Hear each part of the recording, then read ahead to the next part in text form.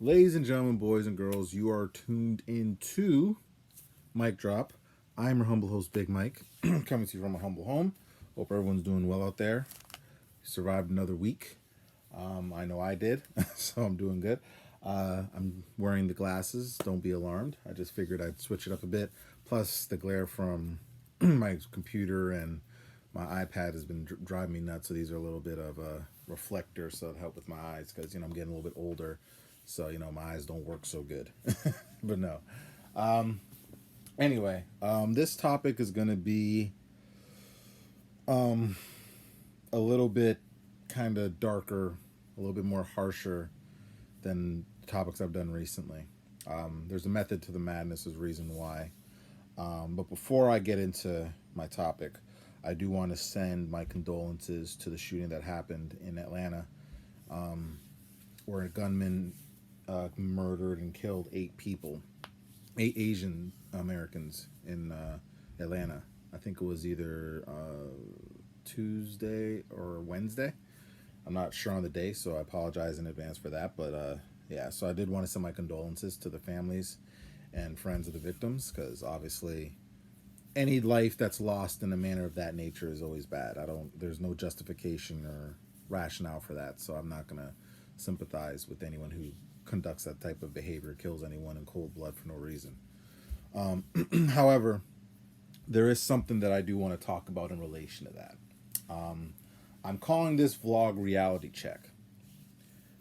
And the reason why I'm calling it Reality Check is it was kind of sparked by a couple conversations I had with my mom and my sisters the past couple days, or sister the past couple days. And it's kind of, we've had these conversations about this, so kind of wanted to bring it up because the points they made were valid. And I think, and also I had a good conversation with my classmates yesterday, my sociological theory class, because we talked about Malcolm X and W.E.B. Du Bois and race and stuff like that too. So I felt like I can kind of hopefully amalgamate all those topics and kind of bring them together into one. Hopefully, that's at least the intent. The intent. So the reason why I'm calling this reality check is because, in my opinion, and some of this stuff I might say might be controversial and people can agree or disagree, that's fine. And I'm not saying that this is a majority of people, but I feel like, particularly in the Asian community, like I'm talking about like like Chinese, Japanese, Korean, to some degree, and even if you want to throw in East Indian to some degree as well, there's this idea notion that they understand that racism exists in a certain form, but some Asians have the idea narrative that, well, hey, we don't got it as bad as black people. You know, I mean, yeah, racism exists and there's bad white people out there, but hey, we don't got it as bad as the blacks. Are you sure about that? Are you really sure about that? Because especially this past year alone, with the coronavirus being what it is, and you had the stupid fucking president calling the coronavirus the China flu or the China virus, are you really sure that that racist white people don't view you guys as the enemy now because you guys brought the coronavirus here and ruined everything with your communist ways and shit? You know, I think we need to have these conversations because the reason why is for this reason. My mom was talking about, she had watched the news yesterday, and there are prominent black leaders out there who have called for unity, for the Asian community to come and the black community to come together and unite to kind of help with racial healing and all this, which in theory sounds lovely. And I'm not saying that that should not take place. So I don't want anyone, even though people will probably listen to this vlog and misconstrue a lot of the shit I say, by no means am I saying that I don't want unity between races. Definitely want that. However, I don't want it to be in vain. I don't want unity with the Asian community or East Indian and all that because 8 people got killed in Atlanta. But if those 8 people didn't get killed in Atlanta, you guys would still look at blacks as inferior. When in reality, Asians have been treated just as inferior as blacks. I was reading this article on from the Undefeated, this website, talking about the Asian American story in terms of racist stuff that they dealt with. I'm gonna put the link in the vlog, so if anyone wants to check it out, feel free. Because there's certain things I want to highlight to certain Asian people who may not be aware of these things. Okay, now all this information is online for you to find. So if you want to sit there and call me a liar or say that I'm a piece of shit or I'm terrible, this, that, and the third, this information I found on this website on the Undefeated from this article that I read. So if you guys think I'm lying, by all means, check the article and then tell me I'm lying again. So it talks about the fact that Asian workers had initially come to America in the 1849, 1850s, and they were obviously fleeing wars and economic turmoil that was going on there. So that's one of the reasons why they left. But when they were there, poor white people took issue with them because they saw them as competition and they didn't like them taking their jobs because they viewed them as enemies taking their jobs. As a matter of fact, this is how much white people back in the day viewed and saw you guys. In a case in 1854, the California Supreme Court ruled in the case People v. Hall that the testimony of a Chinese man was inadmissible due to the fact that, and I quote, Chinese were a race of people Chinese were a race of people whose nature has marked as inferior and who are incapable of progress of intellectual development beyond a certain point. This was a ruling in a Supreme Court case. They basically said that this Asian man's testimony was inadmissible because technically he is inferior. Where have you heard that from? Some views are, and then even I've heard that there's this notion and narrative of Asian Americans being viewed as the model minority because they kind of just follow the rules. They go to work, they work hard, they don't leech off the system like the black folks do. They have their stores and all that. They send their kids to college. They don't make any fuss or noise and this, that, and the third, so they're good. And again, there's some Asian Americans who will think, well, we don't have it as bad. But like I said, we need to have these conversations. That's why I'm bringing this up. There's actually another study where they said 30% of Asian Americans and Pacific Islanders have experienced racism in the workplace. But yet, if you want to be real, let's have a real conversation with the shit that happened with George Floyd. An East Indian called the police on George Floyd, or a Middle Eastern man called the police on George Floyd. And one of the cops who was involved in that whole situation with George Floyd dying was Asian. So we got a lot of work to do. If we're going to talk about healing, let's have an honest dialogue and conversation. Okay? Because I'm for unity. I'm all for it. I'm all down for the cause and all that. I don't want this fake unity bullshit, though. I don't want a tragedy to happen for us to cry out unity and scream, let's unify. Let's all come together and march in the streets. Because if I'm going to even be more honest, the protest that I went to last year for Black Lives Matter, I might have saw 3 fucking Asians there. Now, I do have hope, however, that things could change. I was in like sociological theory class, and one of my classmates, she's Asian.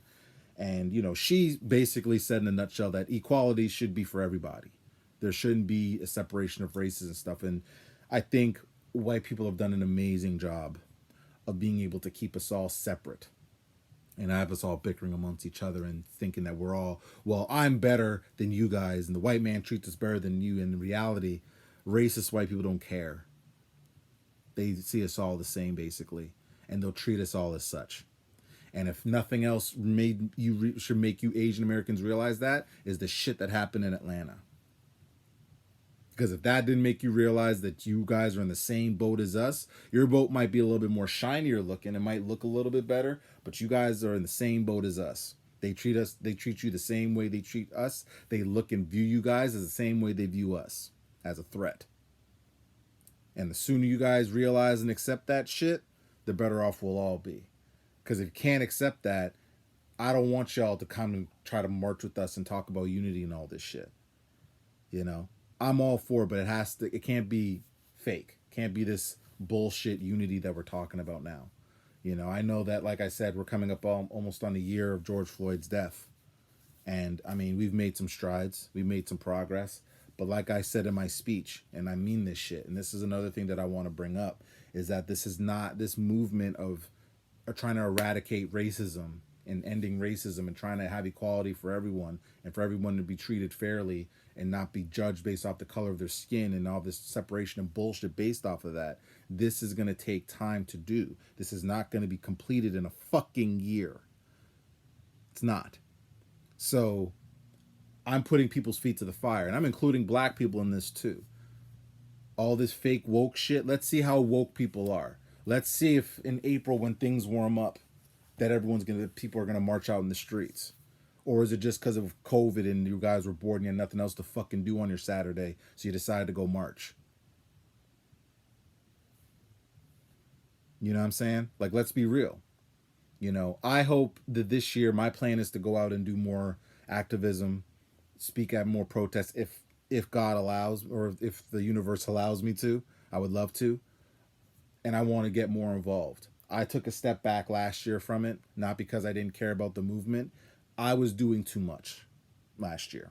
And I didn't really talk about this in my vlogs last year, in the sense of in between watching all those racially charged stuff, doing vlogs and podcasts on these topics, going to protests, speaking at a protest, and then being the black person spokesperson to my white friends who didn't know that racism fucking existed, because they were like, I can't believe this is still going on in the world. I'm like, where the fuck you been at? And I had to tell them this shit. And I got to a point where I don't want to teach motherfuckers nothing. It's not my responsibility to teach y'all shit.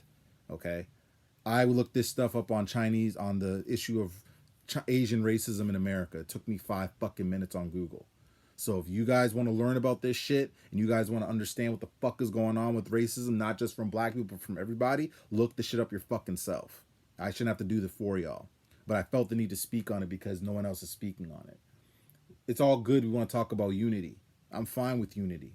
But it can't be this fake fucking woke bullshit unity or fake woke Instagram microwave unity that we're talking about, where we're only doing it for maybe 2-3 months and then we go back to the same shit and acting the same way we were before. Because if we're doing that, then count me the fuck out. I don't want it. I don't want no unity in that case. I don't want to march and walk in solidarity if it's fake, if it's not legit, if we're not being serious. If we're talking about doing some actually making significant solid change, we have to do it consistently, not just when it's trendy. And the question is whether people are going to do that or not, because people will say whatever the fuck they want to say. But I'm willing to put my fucking money where my mouth is. And the question is, are you motherfuckers willing to do the same? And I'm talking to everybody. I'm talking to white people. I'm talking to black people. I'm talking to Asian. I'm talking to every motherfucking body. Everybody who was out there last year when George Floyd and Breonna Taylor and all these people got killed, and y'all were championing Black Lives Matter and screaming that shit and putting your fucking black screen and all that shit out there. Okay, cool. That's great. That's lovely in 2020 when COVID and everything's locked the fuck down and you couldn't go out and eat and go get shit-faced and do whatever the fuck you were doing before COVID happened. But now shit's opening back up here soon. I mean, things are already opened up here. So what the fuck y'all gonna do now? Do y'all really are y'all gonna sit there and march still? Or y'all were just doing that because y'all were bored and y'all had nothing else to do on a fucking Saturday? So, I mean, shit's sad, bro. And I just feel like every year I'm talking about every fucking 2-3 months there's some race shit's going on, bro. Or we gotta talk about this shit and people get sick. Oh, I don't want to talk about race anymore. There's no racism or racism, whatever the fuck. What the fuck you talking about? You know what I'm saying? We have to keep talking about this shit, bro. I don't want to. You think I want to talk about this shit? No. But we got to keep talking about this shit, bro. And we got to make people uncomfortable. And my goal is to make people uncomfortable with this conversation. I watched a conversation with Malcolm X, or a speech he did, called Message of the Grassroots. It's 46 minutes. It's probably one of the best speeches I ever heard in my life. One of the things he said in it, at the end, which I love, and I love his analogies. And I'm speaking to the black people on this part as well, because black people need a reality check too.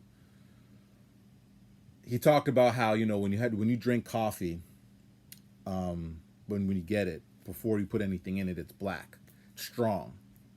You know what I'm saying? When you drink it, you feel awake and all that stuff. But sometimes it's too strong. So what do? Put a little cream in it, water it down a bit, soften it, so it's not as strong. And that's kind of the way I'm describing myself now. Probably in years past, the reason why I'm probably so vocal now, the reason why, although I'm laid back and I'm a very chill dude, but when it comes to certain things, I'm very vocal and I'm very honest and I'm very blunt and I speak my mind and I don't sugarcoat shit, is because I can say in years past, I was that about 3 milks in my coffee. I was that type of dude. I was too soft. Not from the standpoint of I would need to be militant and I need to be aggressive, but I was afraid to speak up because I was too worried about pissing people off, or I was worried about upsetting people and I wanted people to like me and all this type of shit. I can tell you now, from 2020 onward now, I could give 10 fucks whether people like me or not. And if any person, whether you're Asian or otherwise, take issue with what I said, you can kiss my ass, because you shouldn't. Because if you truly care and you want to march with us, then march with us. I'm down. You truly care about the movement, come on. Come to a protest. Come speak at a protest. I'm down. But if you're only doing it because 8 people got shot in fucking Atlanta and you wouldn't have done it otherwise, then fuck off. And because it shouldn't, like I said, the bottom line is with this unity shit we're talking about, I'm sick of this unity shit only being talked about when some fucking bullshit happens. We shouldn't be talking about unity when 8 people get killed in fucking Atlanta, or somebody gets choked out for 8 minutes and 46 seconds, or Breonna Taylor's in her fucking home and the cops come in there, shoot their fucking home up 32 times. It shouldn't take that. If we're talking about unity and coming together, it shouldn't take tragedies for that to happen. So if we're gonna talk about unity, let's do it. Or we could just keep this shit how it is, and everyone can be separate and all big and backbite and be bitter towards each other like we've been fucking doing. But people got to make a motherfucking choice. And that, my friends, is a mic drop.